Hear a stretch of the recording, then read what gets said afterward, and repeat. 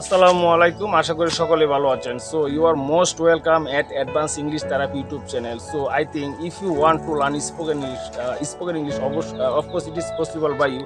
But at the first time you must know some grammars or vocabulary so that you can speak in English fluency. And if you want to memorize a word meaning, then you can make a sentence well. Otherwise, it is not possible by you to make a sentence well.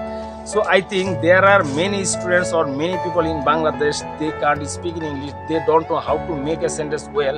But I have created a YouTube channel that is Advanced English Therapy, and I am Shohag Ahmed from Ishraganj. I am a teacher of spoken English, and I teach how to speak English to the students or people. So if you are interested in learning spoken English, just knock me in my messenger and my WhatsApp number so that I can help you.